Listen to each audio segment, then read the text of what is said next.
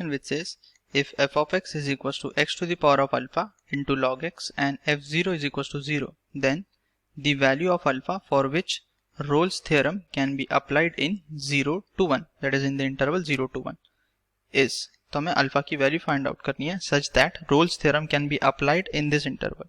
So let's start by writing the given.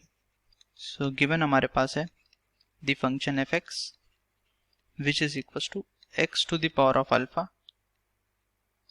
into log x, and we also know that f0 is equals to 0.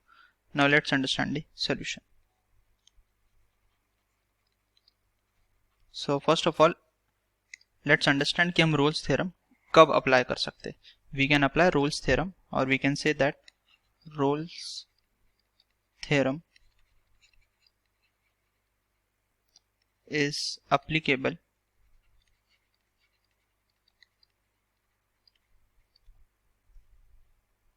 if fx is continuous and differentiable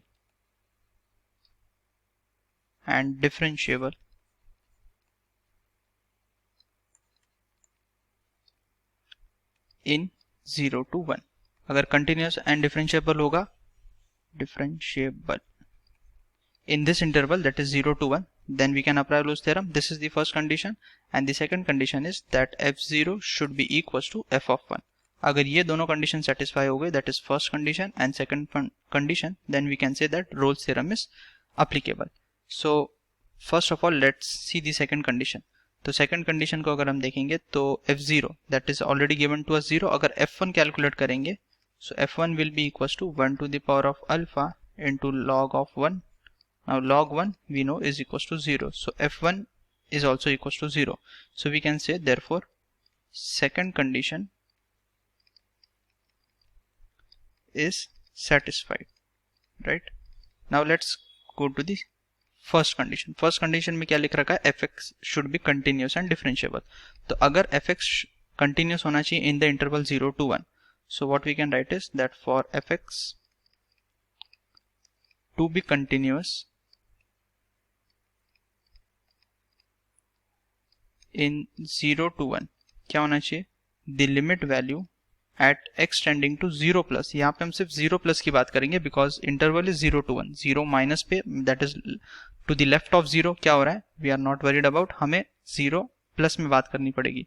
So limit x tending to 0 plus f of x, this should be equals to the value of the function at x equals to 0, that is f0.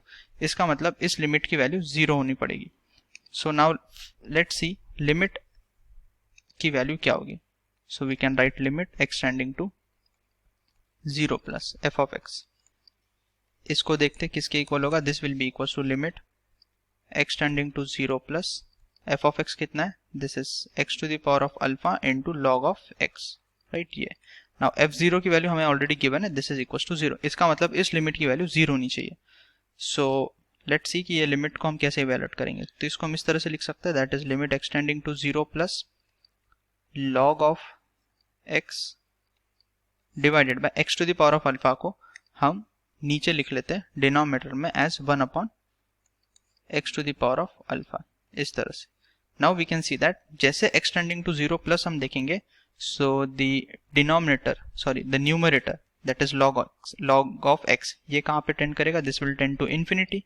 Similarly denominator को देखेंगे तो denominator this 1 upon x to the power of alpha, तो this will also tend to infinity. तो ये infinity by infinity का form लिखा हुआ है, indeterminate form. So we can apply LH rule. So we'll write applying LH rule, that is L hospital rule. क्या आ जाएगा, the limit, यही limit हो जाएगी equals to limit x tending to 0 plus log x का differentiation. In the LH rule हम क्या करेंगे, numerator का differentiation and denominator का differentiation. So log x का differentiation is 1 upon x divided by यहाँ पे x to the power of minus alpha लिखा हुआ है, इसका डिफरेंशिएशन आ जाएगा minus alpha upon minus alpha x to the power of minus alpha minus 1. तो इसको हम इस तरह से लिख सकते हैं x to the power of alpha plus 1, right, after applying LH rule. So इसको सिंप्लीफाई करेंगे तो we can see that at x tending to 0 plus ये आ जाएगा x to the power of x to the power of alpha plus 1 divided by minus alpha into x. So on simplification ये क्या मिलेगा?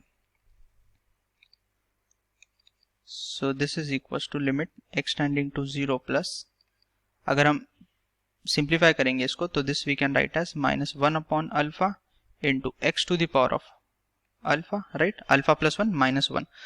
सो ये आ गया हमारे पास. अब इस लिमिट को जीरो होना पड़ेगा, राइट. सो हम बोल सकते हैं for this limit to be zero alpha should be greater than zero, क्योंकि अगर अल्फा लेस देन जीरो हो गया तो देन डिनोमिनेटर में जीरो आ जाएगा. So 1 upon zero again it will tend to infinity.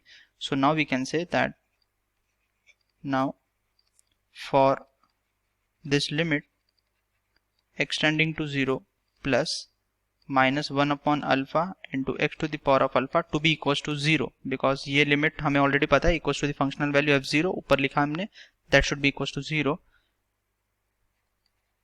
alpha should be greater than 0.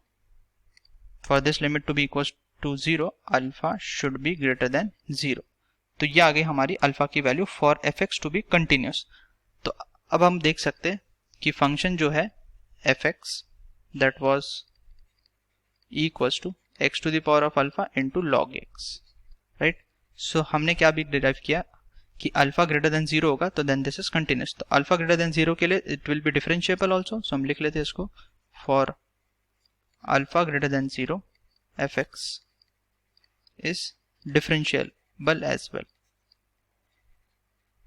Because continuous है तो अभी अल्फा ग्रेटर देन जीरो के लिए हम इसको डिफरेंशिएट कर सकते हैं. So this is differentiable as well, right. In which interval? In 0 to 1, right. ये आ गया. सो हमारा आंसर क्या हो जाएगा कि अल्फा की वैल्यू क्या होनी चाहिए? Greater than 0. Now let's check the options. So we can see that greater than 0 only one option is there, that is D option. So we can say option D is the correct answer. So finally we'll write therefore alpha should be greater than 0 for Rolle's theorem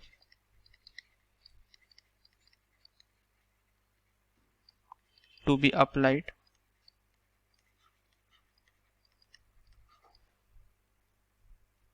on fx.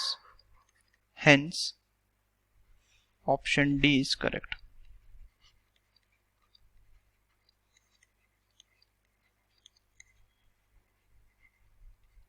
Thank you.